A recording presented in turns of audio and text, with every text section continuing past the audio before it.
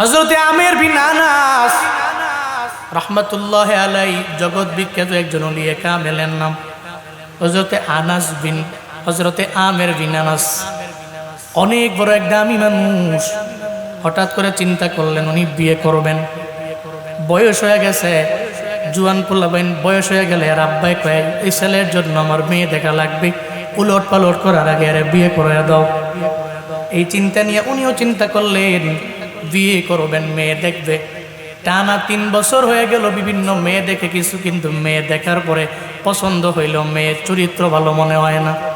ওনার মনে মনে চিন্তা, আমার অনেক সুন্দরী রমণী ঘরের মধ্যে আমার আনা লাগবে না, আমি এমন একটা রমণী ঘরের মধ্যে আনবো যেই রমণীর গর্ভ থেকে এমন এক সন্তান বের হয়ে আসবে, ওই সন্তানটা জামানার সবচেয়ে বড় আলেম হবে, জামানার সবচেয়ে বড় একজন ওলিয়ে কামেল হয়ে যাবে। কারণ মা ভালো তো সন্তান ভালো, মা ভালো না এর মানে সন্তান ভালো না, মা ভালো তো গর্ভ ভালো, আর এই গর্ভ ভালো তো গর্ভ থেকে ফ্যাক্টরি থেকে যা বের হয়ে যাবে সবই তো দামি। আমগো এলাকার মধ্যে একটা সুলুক বলে সুন্দর কইরা, কান্দে মাসুর মায় মন্দ নাই, সৈয়দ বংশের জি গাইবালা তার বাসুর বালা, দুধবালা তার ঘি, কান্দে মাসুর মায়, কথা বলেন ঠিক কিনা? মা ভালো তো ছেলে ভালো, দুধ ভালো তো ঘি ভালো। উনি চিন্তা করলেন আমার ঘরের মধ্যে আমি এমন এক রমণী নিয়ে আসবো, অনেক লেভেলের সুন্দরী মহিলা ঘরের মধ্যে আনবো এমন না, আমার লাগবে সৎ চরিত্রের অধিকারী একটা মাইয়া। টানা 3 বছর চলে গেল, উনি ওই নারী মিলাইতে পারেন না। হঠাৎ করে একদিন উনি মসজিদের মধ্যে ঢুকে উনি বের হয়ে গেছে, একটা বন্ধুর সাথে ওনার মোলাকাত। ওই বন্ধু কয়, বন্ধু রে তুই কি বিয়ার বন্ধনে আবদ্ধ হবা না? বয়স তো অনেক হয়ে গেল, টানা 3 বছর লাগে আমি মেয়ে দেখলাম পাই না, সৎ চরিত্রের অধিকারী কোনো মেয়ে আমার হাতের মধ্যে মিলে না। এটা বলার পরে বন্ধুয়ে কয়, বন্ধুরে আমার হাতে এমন একটা মহিলা আছে রে, এমন একটা পাত্রী আছে, ওই পাত্রী তো এত সুন্দর না, দেখতে শ্যামলা বর্ণের পাত্রী, তবে এতটুকু জানি ওই মেয়েটারে, ওই পাত্রীরে তার ঘরের লোকেরা সারা বাইরের অন্য কোনো পরপুরুষে দেখে না। এমন এক দামি নারী ঘরের লোকেরা দেখলো, ঘরের বাইরে কেউ ওই মেয়েটারে দেখলো না, দামি একটা পাত্রী। বন্ধু যখন বলল হযরতে আমের বিন আনাস রাহমাতুল্লাহ আলাইহি, এটা শোনার পরে উনি মনে মনে ভাবে 3 বছর লাগে এমন মাইয়াই তো আমি চাই কিন্তু পাই না, 3 বছর লাগে খুঁজতেছি এমন মাইয়া, হয়তো মনে হয় মিল লাগেছে। বন্ধুরে জানায় দে, বন্ধুরে কোনো চিন্তা নাই, কোনো টেনশন নাই, আমার ওই মেয়েকেও দেখা লাগবে না।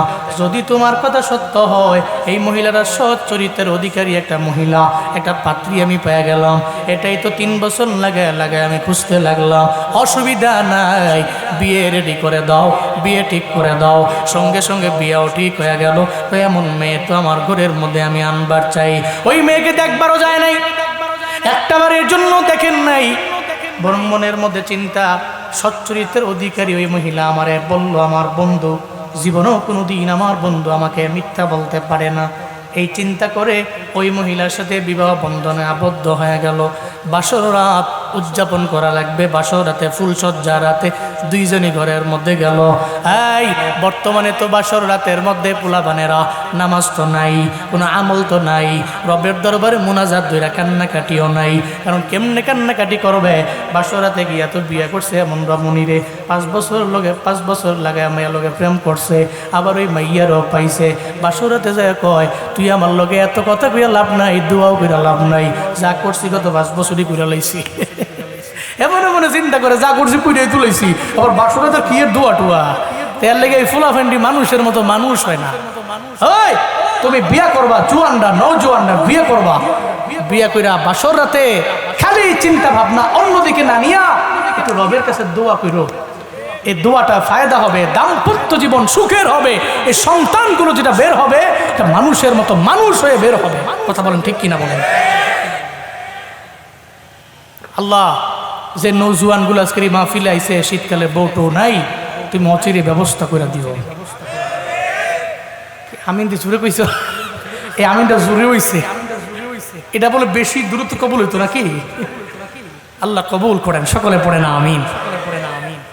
তো বাসর ঘুরে হযরত আমির বিন আনাস রাহমাতুল্লাহ আলাইহি উনি এবং ওনার ওয়াইফ, তো ওনার ওয়াইফ তো বসে আছেন, উনি সঙ্গে সঙ্গে 2 রাকাত নামাজে সিজদায় চলে গেলেন। সম্পর্ক কার সঙ্গে? জোরে বলে না, কার সঙ্গে? সিজদার মধ্যে পড়ে গেলেন। এরপরে উনি নামাজ শেষ করলেন, মুনাজাত ধরলেন, আল্লাহর দরবারে বলতে লাগলেন, আল্লাহ গো, আল্লাহর দরবারে বলতে লাগলেন, মাওলা কারীম, আমি তো বিয়া করছি, আমার মনের মধ্যে একটা স্বপ্ন আছে। আল্লাহ গো, আজকে এই রাতের বেলা আমি নিয়ত করছি, আমরা যে কাজ করব, তুমি তো আমাদের একটা সন্তান তুমি আমারে দিবা, টুডে অর টুমরো, আজ না হয় কাল একটা সন্তান তো তুমি আমাদের দিয়ে দিবা। এই সন্তান যাতে মানুষের মতো মানুষ হয়, সৎ চরিত্রের অধিকারী হয়, জামানার শ্রেষ্ঠ বড় ওলি হয়, জামানার শ্রেষ্ঠ বড় আলেম হয়। আল্লাহ গো, এমন একটা সন্তান তুমি আমাদের দিও। এটা বইলে উনি মুনাজাত ধরে রবের দরবারে আবদার জানাইলেন। আবদার জানাইয়া উনি যখন বিছানার মধ্যে গেল, বিছানার মধ্যে যাইয়া এবার ওই নারীরে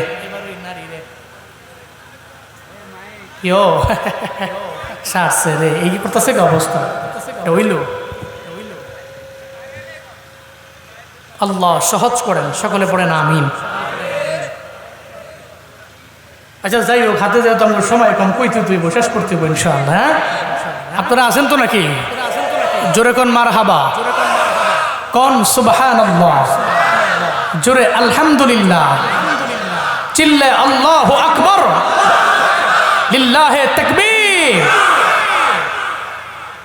মনোযোগ দেন, মনোযোগ দেন। হঠাৎ করে যদি মনটা একটু অন্যদিকে নিয়ে যান, একটু পরে আর ঘটনার আগাও পাইতেন না, ঘুরেও পাইতেন না, মাথাও পাইতেন না, কিছুই পাইতেন না। আপনারা একটু খেয়াল রাখেন। উনি নামাজ পড়লেন, সিজদায় গিয়ে রবের দরবারে কাঁদলেন, আল্লাহ তুমি আমারে এমন একটা সন্তান দিও, যেমন আর শ্রেষ্ঠ ইমাম হয়, আলেম হয়, এমন সন্তান তুমি দিও। 3 বছর লাগে বিয়া করি নাই, সৎ চরিত্রের অধিকারী একটা মেয়ে পাইছে। বাসর করে বিছানার মধ্যে যখন যায়, আল্লাহরই বান্দা ওই মহিলা শাড়িটাকে একটু উঠাইলেন, তাকায়া দেখে মহিলাটা এত পরিমাণে কালো, জমিনের মধ্যে মনে হয় এর মতো কুসকুসে কালার জমিনের মধ্যে কেউ নাই, এত পরিমাণে কালো।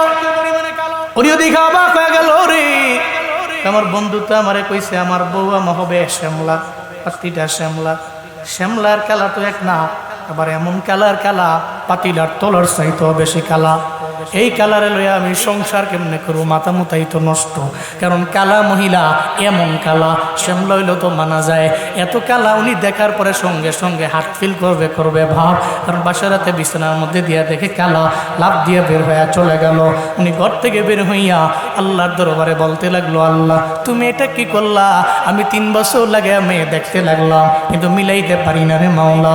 ও দয়ার মালিক, এখন এমন একটা হালাত, আমি চাইলেও তার যত হক আমি চাইলেও তো আদায় করতে পারবো না রে আমার আল্লাহ, আমি চাইলেও তো এটা সম্ভব হবে না। রবের দরবারে আবদার জানাইলো, আল্লাহ এখন আমি কি করতে পারি, কি করতে পারি?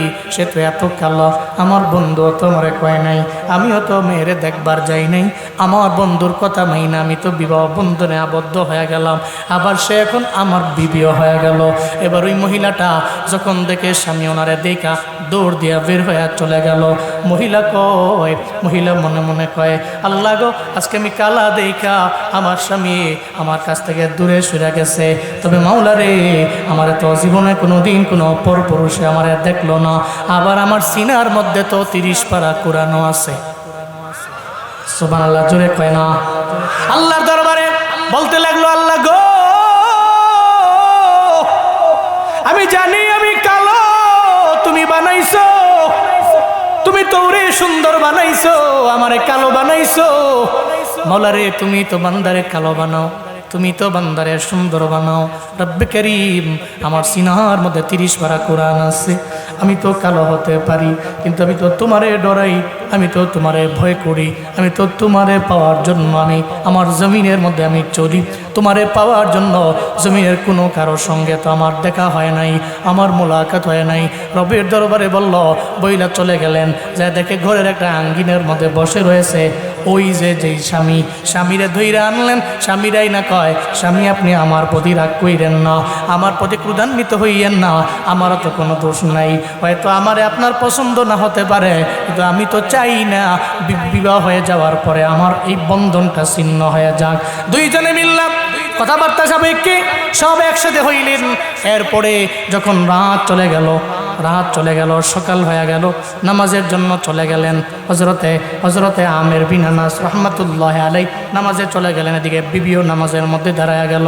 বিবিয়ে মনে মনে চিন্তা করে, নামাজ পড়ে তো আমার স্বামী আমার দরবারে চলে আসবে, দেখে রে স্বামী তো আসে না, স্বামী যেন কোথায় চলে গেছে, আধা ঘন্টা 1 ঘন্টাও চলে গেছে, হজরতে আমের বিন আনাসের কোনো খবর নাই। হজরতে আমের বিন আনাস মনে মনে চিন্তা করে, আমি এই মহিলার সঙ্গে থাকতে পারবো না, আমি এই মহিলার সঙ্গে থাকা পসিবল হবে না, থাকলেও আমি তার হক পরিপূর্ণ আদায় করতে পারবো না। এই চিন্তা করে উনি ভাবলেন, এই দেশে থাকবো না, এই দেশ ছেড়ে অন্য একটা দেশের মধ্যে আমি চলে যাব। ওদিকে মহিলা আল্লাহর দরবারে কান্না করতে লাগলেন, আল্লাহর দরবারে বলতে লাগলেন, মাওলা রে, আমি তো জানি আমি কালো মহিলা, আমি জানি, তবে আমার সিনার মধ্যে তুমি 30 পারা কোরআন দিলা। এই যে রাতের বেলা, গত রাতের বেলা আমার স্বামী আমার সঙ্গে মেলামেশা তো একবার করলো, এরপরে যে উনি বিদায় নিয়ে চলে গেল, কই গেছে কোনো খবর নাই। তবে রবের দরবারে কাঁদতে লাগলো আর বলতে লাগলো, ও দয়ার আল্লাহ, আমি জানি তুমি ছাড়া আমার কেউ নাই, যদি আমাদের গতকালকে আমাদের ওই মেলামেশার কারণে যদি তুমি আমাদের কোনো একটা সন্তান দাও, আমি মা হয়ে তোমার দরবারে আবদার জানাই, তুমি এমন একটা সন্তান দিও যেই সন্তানটা জামানার শ্রেষ্ঠ ওলি হবে, জামানার শ্রেষ্ঠ একজন বড় আলেম হয়ে যাবে। আল্লাহ গো, এমন একটা জামানার শ্রেষ্ঠ আলেম আর ওলি তুমি আমার গর্বের মধ্যে দিও, চিল্লায়া পড়া যাবে কি মারহাবা।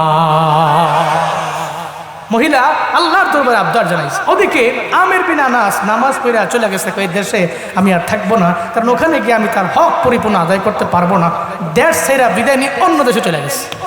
ওদিকে উনি তো রবের দরবারে আবদার জানাইছে, আল্লাহ, এই গর্বে যদি কোনো সন্তান আমার আসে, তো তুমি তারে জামানার শ্রেষ্ঠ আলেম বানাইও, তুমি তারে জামানার শ্রেষ্ঠ ওলি তুমি তারে বানাইও। রবের দরবারে মহিলা আবদার জানাইছে, ওদিকে আমের বিন আনাস চলে গেছে, দেশ ছেড়ে চলে গেল। 25 বছরে উনি বিয়ে করলেন, আর ওখানে গিয়েছিলেন উনি 25 বছর ওই দেশে। চলে গেছে কয় বছর? 50 বছর হয়ে গেছে, 25 বছর হয়ে গেছে, বিবাহ বন্ধনে আবদ্ধ হন নাই। 50 বছর পার হওয়ার পরে তখন তো একটা আস্তে আস্তে ডে বাই ডে বয়সের ছাপ আছে, উনি পৌরুত্বের দিকে আগাচ্ছে, উনি তো মুরব্বী হওয়ার দিকেই তো আগাচ্ছে। 50 বছর হয়ে গেল, মনে মনে চিন্তা ভাবনা করে, আমি যেই কালো একটা মহিলা বিয়ে করছিলাম, কনফার্ম যে 50 বছর পরে সে তো মনে হয় আর বাড়িতে নাই, সে মনে হয় আমার ছেড়ে দিয়ে চলে গেছে। কারণ বর্তমান মহিলারা 3-4 দিন কথা না বললেই ওই তোমার হোয়াটসঅ্যাপ থেকে ব্লক, ইমো থেকেও ব্লক, তোমার নাম্বারেও ব্লক, তোমার লগে শারীরিক ব্লক, মানসিক ব্লক, সব দিকে ব্লক। কথা বলেন ঠিক কিনা বলেন? 3-4 দিন কথা কয় নাই, বেচারা ঝামেলা আছে, বিপদে আছে। দূর স্বামী না কিডা, কি স্বামীরা, এই স্বামী লাগবো না আমার, কিন্তু চলে গেছে 25 বছর, টানা 25 বছর চলে গেছে। আমার সারা মনে হয়তো ওই মহিলার নাই। উনি নিয়ত করলেন, দেশের প্রতি একটা টান তো আছে, মহল্লার প্রতি একটা টান তো আছে, গ্রামের প্রতি একটা টান আছে না। উনি 50 বছর পরে, 50 বছর বয়স যখন হইল, 25 বছর পরে উনি রওনা হয়ে চলে গেলেন। আসলেন উনি গ্রামে এসে দেখে, গ্রামের একটা জামে মসজিদ থাকে না, জামে মসজিদ, সেন্টার মসজিদ, 25 বছরে এত ডেভেলপ হয়েছে। এই সেন্টার মসজিদ বিশাল বড় একটা জামে মসজিদ ছিল। জুমার দিন, জোরে বলেন কিসের দিন? জুমার দিন। উনি জুমার দিনে ঢুকলেন, জুমার নামাজ পড়ার জন্য উনি জুমার নামাজের মধ্যে গেলেন, ঢুকলেন। আল্লাহর বান্দা হযরতে আমের বিন আনাস রাহমাতুল্লাহি আলাইহি জুমার দিনে জুমার নামাজ পড়ার জন্য ঢুকলো। তাকে দেখে জুমার নামাজ পড়াচ্ছে একটা জুয়ান ছেলে, নৌজুয়ান ছেলে। এত সুন্দর তার চেহারা, এত সুন্দর তার বডির গঠন, কি সুন্দর করে মানুষের কি সুন্দর করে বুঝায়। আবার নামাজের মধ্যে তার পেছনে নামাজ পড়ে, হাজার হাজার লোকেরা তার জন্য বড় পাগল পাড়া হয়ে যায়। কি সুন্দর করে খুতবা দেয়, কি সুন্দর করে বয়ান করে, কি সুন্দর তিলাওয়াতে নামাজ পড়ায়। জুমার নামাজ উনি ওনার পেছনে পড়লেন, পড়ার পরে উনি জীবনও কোনো দিন আগে এত বড় মসজিদ দেখলো না। আবার এই মসজিদের মধ্যে যে ইমাম, এই ইমামেরও উনি চিনল না। উনি মনে মনে চিন্তা করে, এত অল্প বয়সে একটা নৌজওয়ান এত বড় মসজিদের ইমাম, আবার কথাও বলে সুন্দর সুন্দর চুম্বক চুম্বক কথা বলে। উনি অবাক হয়ে গেলেন। নামাজ যখন শেষ হয়ে গেল, হযরত আমির বিন আনাস তাকে দেখে রে, যখন নামাজ শেষ হয়ে গেল উনি দাঁড়িয়ে আছে। হাজার হাজার লোকেরা সব ওনার কাছ থেকে দোয়া নেওয়ার জন্য ওনার পেছনে লাইন ধরে আছে, সব দোয়া নেওয়ার জন্য লাইন ধরে আছে। উনি গিয়ে একজন জিগায়, মুসল্লি রে আমায় বলো না, এই মুসল্লিরা এই ইমাম সাহেবকে, ওনার কি পরিচয়, উনি কে, তোমাদের কি হয়? উনি এত অল্প বয়সী কিন্তু এত সুন্দর করে কথা বলতে জানে, এত সুন্দর করে বয়ান করতে পারে। উনি অন্য কেউ না, উনি হলো এই দেশের সবচেয়ে বড় ইমাম, এই দেশের সবচেয়ে বড় লিডার, এই দেশের সবচেয়ে বড় নেতা, আমগো দেশের সবচেয়ে বড় হুজুর। এই কারণে ওনার কাছ থেকে দোয়া নেওয়ার জন্য জুমার পরে আমরা লাইনে দাঁড়ায় গেলাম। চিল্লা পড়া যাবে কি মারহাবা? লাইনে দাঁড়ায় গেছি। যদিও তুমি মুরব্বী, তুমি আরে চিনো না, কিন্তু এলাকার সব লোকেরা ওনারে চিনে। এলাকার সব লোকেরা নামাজের পরে ওনার কাছ থেকে দোয়া নেওয়ার জন্য লাইনে দাঁড়ায় যায়।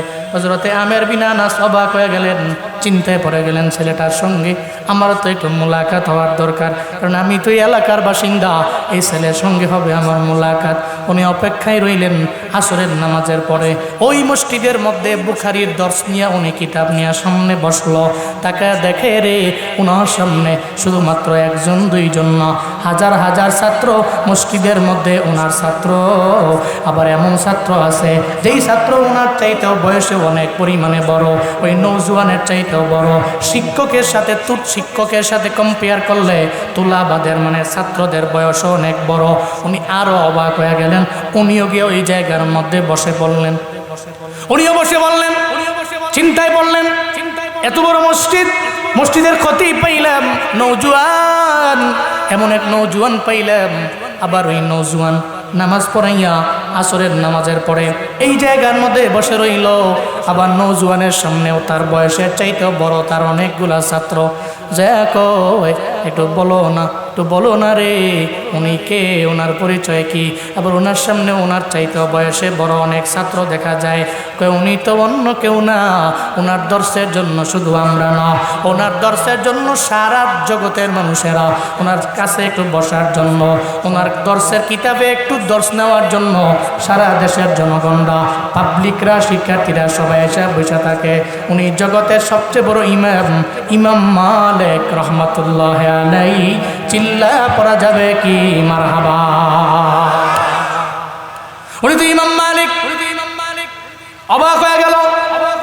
ইমাম মালিক বুঝি উনি নাম শুনছি উনার, কিন্তু ইমাম মালিক উনি তো এই জায়গার বড় ইমাম। দেখতেও দেখা যায় নৌজওয়ান, দেখতেও দেখা যায় নৌজওয়ান, কিন্তু অনেক বড় বড় মুরব্বী বয়সের লোকেরাও জীবনের সামনে বসে আছে। যখন শেষ হয়ে গেল, সন্ধ্যা টাইম চলে আসলো, সব তোলাবারা বিদায় নিয়ে চলে গেল। হযরতে আমির বিন আনাস বিদায় নিয়ে যায় না। উনি গেলেন ইমাম মালিক রহমাতুল্লাহ আলাইহি, ওনার সামনে গেল। সে কয়, ইমাম সাহেব বলেন না আপনার বাড়িটা কোন জায়গায়? কয় আমার বাড়ি তো দূরে না, পাশেই তো আমার বাড়ি। কয় তাহলে আপনি কে? কয় আমি একজন মুরব্বী, একসময় আমার বাড়ি এই জায়গায় ছিল, আজ থেকে 25 বছর আগে আমি এলাকা সাইরা অন্য একটা এলাকার মধ্যে চলে গেছিলাম। এই জায়গার মধ্যে আমার বাড়ি, এই জায়গার মধ্যে আমার বাড়ি ছিল। কতটুকু দূরে হবে? ওই মসজিদ থেকে বেশি দূরে হবে না। ইমাম মালিক রহমাতুল্লাহ আলাইহি এবার আপনি আমার দরবারে কি চান আমায় বলেন। কয় একটু, আমি তো মুসাফির মানুষ, আমি পথিক মানুষ, আমি অন্য দেশ থেকে আইলাম, একটু তোমার বাড়িতে আমারে নিবা কিনা, তোমার বাড়িতে আমার জায়গা দিবা কিনা? সে জানা দেয়, ও পথিক আমার জানা নাই, আমার বাড়ির মধ্যে শুধু আমার মা আছে, আমার তো বাবা নাই। ছোটবেলা থেকে আমি বাবার আদর পাই নাই, আমার তো শুধু মা আছে। আমার ঘরের মধ্যে আমার কোনো ভাই নাই, আমার কোনো বোন নাই, আমার কোনো আত্মীয় স্বজন নাই। আমার মায়ের দরবার থেকে পারমিশন লইয়া এরপরে একটা মানুষকে আমি ঘরের মধ্যে জায়গা দিতে পারি। আমার মা যদি অনুমতি না দেয় তাহলে তো আমি ঘরের মধ্যে নিতে পারি না। চলো না, তুমি আমাকে তোমার বাড়ির মধ্যে নিয়ে চলো না। ইমাম মালিক রহমাতুল্লাহ আলাইহি ওই পথিক মুসাফির ওনাকে নিয়ে রওনা হযরতে আমের বিন আনাস রাহমাতুল্লাহি আলাইহি রওনা। আবার ওনার সঙ্গে আছে ইমাম মালিক। যেই পথ দিয়া যায় ওই পথটা তো আমার চেনা চেনাই লাগে রে, মনে হয় আমার বাড়িটাও তো এই পথের মধ্যে ছিল। যাইতে যাইতে একটা পর্যায়ে তাকায় দেখে এমন একটা ঘরের সামনে নিয়ে ইমাম মালিক কয় এটাই আমার বাড়ি। হযরতে আমের বিন আনাস ঘর থেকে চিন্তা করে রে, এই ঘর তো মনে হয় আজ থেকে 25 বছর আগে আমার হাতে গড়া। এই ঘরে বুঝি ইমাম মালিকের বাড়ি। উনি বারবার চিন্তায় পড়ে গেল, তাহলে ইমাম মালিকটা কেডা? তাহলে আমার ওই ঘর তো আবার ঘরের জায়গার মতোই আছে। উনি গিয়া সঙ্গে সঙ্গে কয় তোমার ঘরের মধ্যে কে আছে? কয় শুধু আমার আম্মা আছে। কয় তোমার আম্মা থেকে একটু পারমিশন নিয়ে নেও, আমি কি ঘরের মধ্যে ঢুকতে পারবো কি পারবো না? হযরত ইমাম মালিক ঘরের মধ্যে যায়। ঘরের মধ্যে যায় কয় আম্মা গো, একজন মুসাফির পথিক আমাদের বাড়ির মধ্যে আসলো, আমাদের বাড়ির মধ্যে আসলো, তারে আমি নিয়ে আইলাম। ওই মুসাফির যদি আসে তার জন্য খাবার রেডি করতে হয়। একজন অতিথি পর্যন্ত আমরা, একজন অতিথি আসলে জীবনও কোনোদিন ফিরাইয়া দিতে হয় না, জীবনও কোনোদিন ফিরাইয়া দেওয়া যায় না। এটা বইলা ইমাম মালিক রাহমাতুল্লাহি আলাইহি মা বলে ওই পথিকের বাড়ি কই? বাড়ি নাকি জায়গার মধ্যে ছিল, বাড়ি নাকি ছিল, কিন্তু 25 বছর আগে নাকি উনি এই জায়গা থেকে বিদায় নিয়ে চলে গেছে। তাহলে এই লোকটা কে হতে পারে? হয়তো কোনো মুসাফির, কোনো পথিক। অসুবিধা নয়, ওই লোকের আসতে দাও, আগে আমি তার জন্য খাবার রেডি করব, এরপরে আমার ঘরের মধ্যে আসতে পারবে কি পারবে না আমি পারমিশন দিব। চিল্লায়া পড়া যাবে কি সুবহানাল্লাহ? এরপরে আমি আসতে দিব, আগে একটু খাবার রেডি করি। তো উনি খাবার রেডি করতে লাগলেন। দরওয়াজার সামনে হযরতে আমের বিন আনাস রাহমাতুল্লাহি আলাইহি উনি দাঁড়ায় রইলেন। উনি একটু পরে চিন্তা করতেছে এই ঘর তো আমার ঘর, এই ঘর কি তাহলে যেই মহিলার আমি বিয়ে করছিলাম ওই মহিলা কি অন্য কারো কাছে বিক্রি করে দিয়া এই ঘরের মালিকানা অন্য কাউরে দিয়া চইলা গেল কিনা? মনে হয় যে কোনো একটা ঝামেলা হতে পারে। উনি বললেন ইমাম মালিক সাহেব, আপনার আম্মা তো ভিতরেই আছে, পর্দার আড়াল থেকে একটু আপনার আম্মাকে বলবেন আমি আপনার আম্মার সাথে একটু কথা বলতে চাই। সুবহানাল্লাহ জোরে পড়বেন না, আরো জোরে পড়বেন না সুবহানাল্লাহ। একটু কথা বলবো, আমাকে কি ওনার সাথে একটু কথা বলার সুযোগ দেওয়া যায়? এটা বলার পরে বলো ঠিক আছে। আম্মার জায়গায় দেখা যাচ্ছে আম্মা, লোকটা তো আপনার সঙ্গে একটু কথা বলতে চায়। ওকে, কথা বলবো, তবে পর্দার আড়াল থেকে কথা বলবো। পর্দার আড়ালে এসে যখন ইমাম মালিকের আম্মা দাঁড়াইলেন, উনি বলতে লাগলেন মহিলা, এই যে ঘরটা, এই ঘরটা তো মনে হয় যে আমারই ঘর, আমার হাতে গড়া ঘর, কিন্তু আপনি কি কারো কাছ থেকে এই ঘর কিনছেন, অথবা এই ঘরে আপনি কেমনে ঢুকছেন, আর আপনার এই সন্তান কি আপনার একজনই সন্তান না কেমনে কি আমাকে একটু বলবেন। এটা বলার পরে সঙ্গে সঙ্গে ইমাম মালিক রাহমাতুল্লাহি আলাইহির মার চোখ দিয়া গড়ায় পানি পড়তে লাগলো। উনি কয় যে এই কণ্ঠ তো চেনা চেনা কণ্ঠ মনে হয়। আল্লাহু আকবার জোরে পড়বেন না? এই কণ্ঠ তো চেনা চেনা লাগে। কি এমন কণ্ঠ শুনলাম, এই কণ্ঠ তো চেনা চেনা লাগে রে। সঙ্গে সঙ্গে বলতে লাগলো, কে আপনি, কি আপনার পরিচয়, সব আমারে খুলে বলবেন। আপনার কণ্ঠটা শোনার পরে মনে হয় আমার একটু চেনা চেনা লাগে। আমার বাড়ি তো এই জায়গায় ছিল, আজ থেকে 25 বছর আগে আমি একটা বিয়ে করছিলাম। মহিলাটা কালো ছিল। বাসরাত উদযাপন করার পরের দিন আমি চইলা গেছি। টানা 25 বছর আমি একটা অন্য দেশে আমি কাটাইলাম। মহিলা রে, আমার মনে অনেক বেদনা আছে রে, মনের মধ্যে অনেক দুঃখ আছে।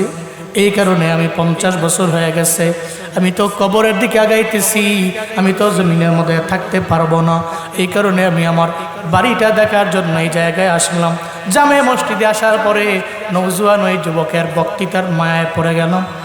তার এত পরিমাণে ফলোয়ার দেখা তো আমি বড্ড অবাক হয়ে গেলাম। এই কারণে আমি আপনার ঘরের কাছে আইলাম। এটা বলার পরে এবার ওই মহিলা কয়, আপনি যা বললেন সব তো আমার সঙ্গেই মিল্লা যায়, আমার সঙ্গেই তো মিল্লা যায়। কারণ আমারও তো 25 বছর আগে একজন স্বামী ছিল, স্বামী আমার সাইরা দিয়া চইলা গেছে, কিন্তু আমি তো সাইরা যাই নাই, আমি ঘরও কারো দরবারে বিক্রি করি নাই, এই ঘরের মধ্যেই তো আমি ছিলাম। যেদিন আপনি যখন সাইরা চইলা গেলেন গেলেন। আমি তো মনে করছি জমিন থেকে সবাই তো আমারে সাইরা যাইতে পারে, গর্বের মধ্যে যদি আল্লাহ পাক একটা সন্তান আমারে দিয়াই দেয়, আমি আল্লাহর দরবারে আবদার জানাবো, আল্লাহর দরবারে বলবো, আল্লাহ গো তুমি জামানার শ্রেষ্ঠ ওলি সন্তান আমারে দিও, জামানার শ্রেষ্ঠ একজন আলেম সন্তান আমারে দিও। ও নওজোয়ান, এই ইমাম মালিক, তুমি দেখো না এটা মনে হয় তোমার বাবাই তো হবে, কারণ তোমার দর্শন জন্য আমি রবের দরবারে আবদার জানাইছিলাম। কত রাতের বেলা আমি তোমার জন্য কাঁদছি, তোমার আব্বাও মনে মনে রবের দরবারে জীবনে বহু কাঁদছে। আল্লাহ পাক যাতে করে তারে একটা জামানার শ্রেষ্ঠ আলেম সন্তান তারে উপহার দেয়, জামানার শ্রেষ্ঠ একজন দামি মানুষ তারে উপহার দেয়, একটা ভালো সন্তান সে আশা করেছিল রবের দরবারে, আল্লাহ তার আশাটারে কবুল করে নিছে। আমার কাছে মনে হয় এই পথিক মুসাফির অন্য কোনো জগতের কোনো পথিক হতে পারে না, অন্য কোনো জমিনের মুসাফির হতে পারে না। তারে আসতে দাও, আসতে দাও, আমি তার সাথে মোলাকাত করব, আমি তার সঙ্গে সাক্ষাৎ করব রে ইমাম মালিক। আমি তো তোর জন্য রবের দরবারে কাঁদছি রে, তোর আব্বাও তো রবের দরবারে চোখের পানি ফেলা কান্না করছে। আজকে তো আমাদের মিলনের দিন হয়ে গেছে, তোর বাবারে আসতে দাও।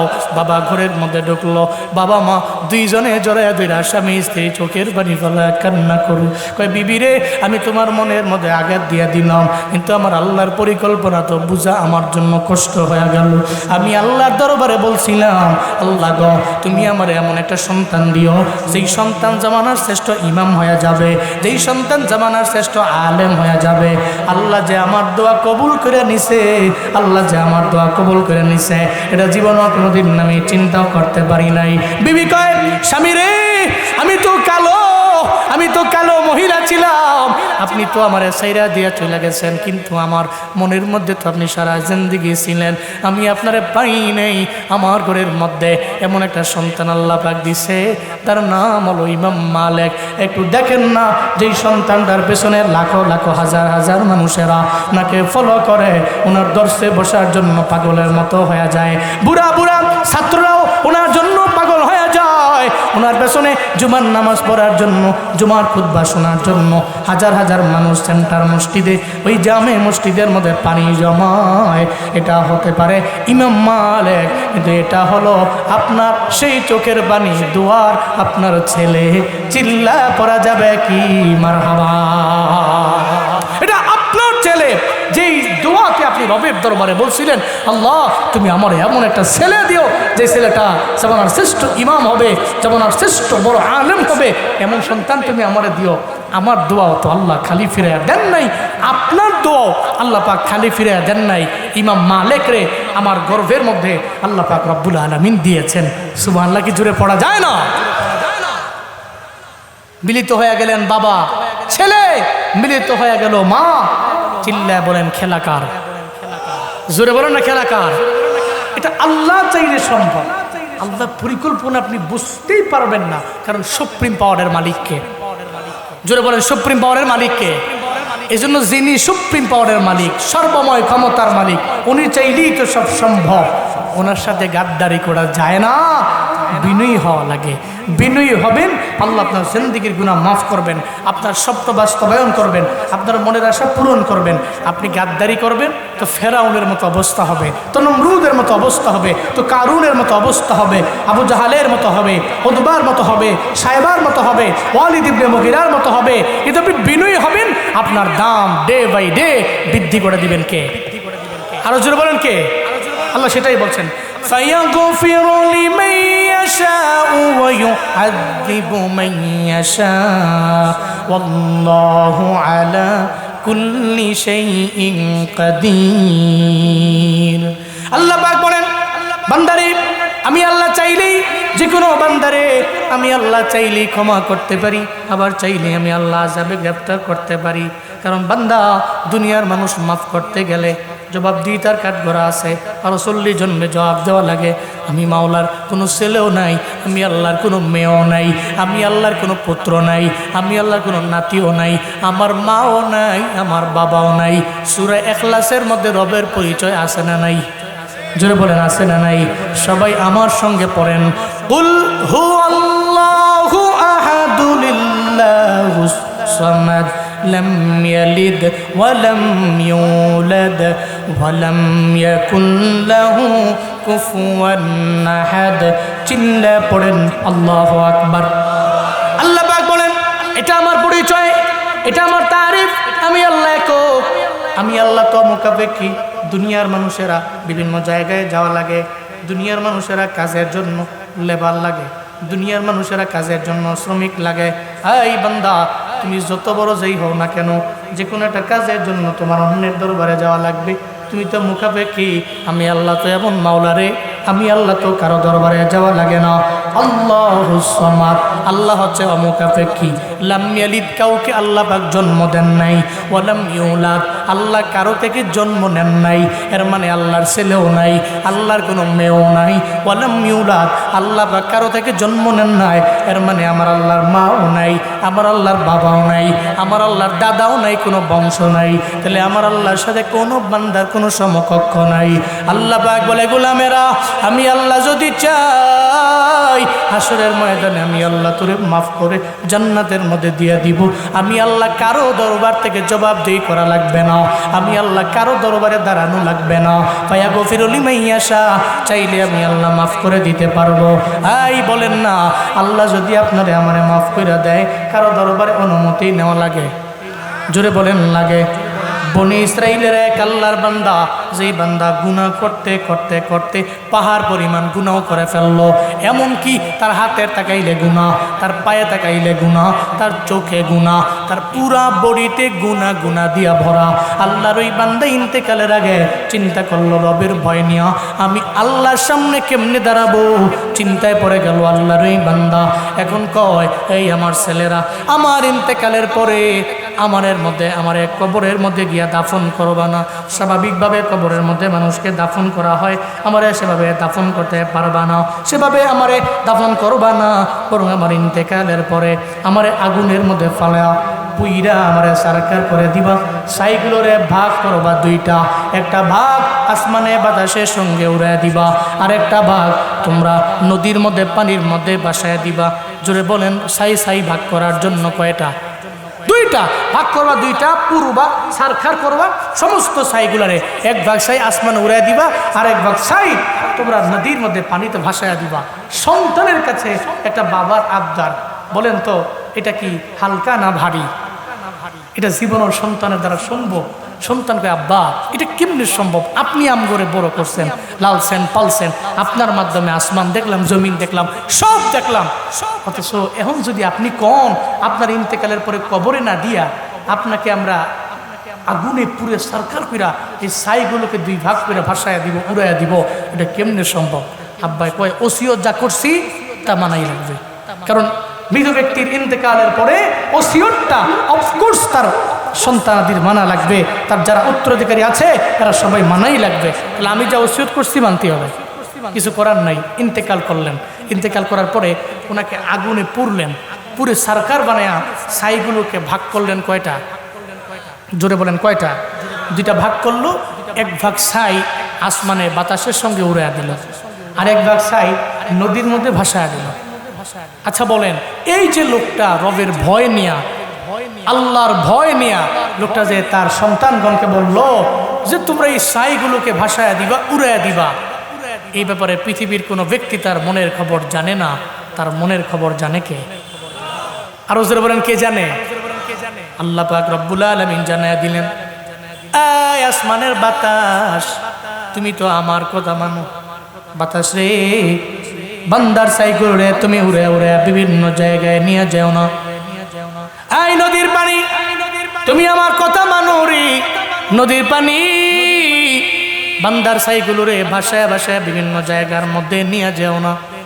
আসমান রে, বাতাস রে, আমার বান্দার ছাইগুলো রে না নিয়া একটা জায়গার মধ্যে একসাথে করে দাও। এরপরে নদীর পানিকে বললেন, নদীর পানি তুমি বাসায় নিয়ে যাও না, বরং আমার বান্দার ছাইগুলো রে একসাথে করে দাও। যখন আল্লাহ পাক বলেন, এই বান্দারা, ওই যে আগে বলছিলাম দুনিয়ার সব তো আমার আল্লাহর জন্য, আল্লাহর জন্যই কাজ করে। যদিও আমরা কথা মানি না, বাতাস কথা মানে কার? একটা নদীর পানি, নদীর মাছ কথা মানে কার? আল্লাহ পাক বললেন, বান্দার উড়ায় নিয়ে যেও না, বরং বান্দার ছাইগুলোর একসাথে করে দাও। যখন ছাইগুলোকে একসাথে করে দেওয়া হলো, আল্লাহ পাক রব্বুল আলামিন সঙ্গে সঙ্গে বললেন কোন, কি বললেন? কোন? আল্লাহর তো লেবার লাগে না, আল্লাহর তো শ্রমিক লাগে না। ইন্নামা আমরুহু ইযা আরাদা শাইআন আইয়াকুলা লাহু কুন ফায়াকুন। ফাসুবহানাল্লাযী বিয়াদিহি মালাকুতু কুল্লি শাইইন ওয়া ইলাইহি তুরজাউন। চিল্লা পড়েন আল্লাহু আকবার। আল্লাহ বলেন আমার লেবার লাগে না, আমার শ্রমিক লাগে না, কিচ্ছু লাগে না। আমি ইচ্ছা পোষণ করি এটা করব, এটা করব, সঙ্গে সঙ্গে আমি আল্লাহ করে ফেলতে পারি। খালি আমরে হাজের মারুফের সিগা দিয়ে আমি আল্লাহ একবার আদেশ করি কোন হও, হয়ে যাইতে দেরি নাই। আল্লাহ কয় চাই, তুমি যেই মানুষ থেকে চাই হয়ে গেল, ওই মানুষটার মতো আবার আগের মতো হয়ে যাও। বলতে দেরি হইতে দেরি না, সঙ্গে সঙ্গে ওই মানুষটার মতো হয়ে গেল, আগের মতো হয়ে গেছে। যখন মানুষ হয়ে গেছে তা আল্লাহর সামনে দাঁড়াইছে, সামনে আল্লাহ আর আল্লাহর সামনে ওই লোকটা। আল্লাহ কয় কিরে, ইন্তেকালের আগে কেন সন্তানদের কাছে ওসিয়ত করলা যে মরার পরে আগুনে পুড়ে সারখা করা লাগবে? আমি আল্লাহ কি তোমার ছাইগুলোকে একসাথে করে তোমাকে বানাইতে পারি না? ও তো লজ্জায় পড়ে গেছে। ওকে আল্লাহ এই লজ্জার কারণেই তো বলছিলাম যে এই চেহারা নিয়ে, এই বডি নিয়ে, গুণাযুক্ত বডি আপনার দরবারে আমি কেমনে দাঁড়াবো? সারা জিন্দিগি লাগে গুণা করলাম, এই জন্য বাঁচার জন্য ফুলা করে বলছিলাম। এখন দেখি যেই চিন্তা করছিলাম হেডেই তো সামনে এলো, আপনার বিচারের কাঠগড়ায় দাঁড়াতে হলো, আপনার সামনে দাঁড়াইলাম। মাওলাই কারিম, রব্বে কারিম, আমি তো পারবো না আপনার দরবারে হিসাব দিয়া জান্নাতে যাওয়া, আমার তো পসিবল হবে না। আমার তো জিন্দিগিটা পুরোটা জিন্দিগি খালি গুনাহ গুনাহ গুনাহ। আল্লাহ কয় বান্দা আল্লাহু আলিমুন বিযাতিস সুদূর, আল্লাহ তো তোমার দিলে যা আছে এ বিষয়ে আল্লাহ মহাজ্ঞানী। উপরে যা করো আর না করো, তোমার দিল কি আছে না আছে, দিলে কি চায়, মনে কি চায়, এ ব্যাপারে তো আল্লাহর জানা আছে।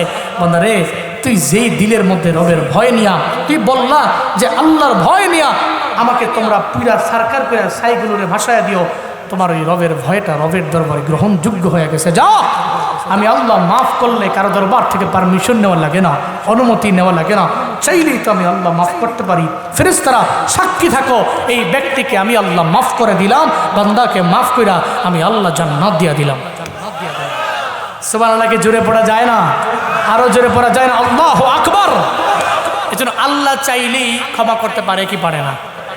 আল্লাহ চাইলেই রব পরিকল্পনা করে ওই পরিকল্পনা বাস্তবায়ন করতে পারে কি পারে না? এই জন্য সর্বময় ক্ষমতার মালিককে জোরে বলেন কে? সম্পদ দেওয়ার মালিককে, সন্তান দেওয়ার মালিককে, রিজিক দেওয়ার মালিককে, ইনি সব, উনি সব, উনি আমার রব, উনি আমার সব।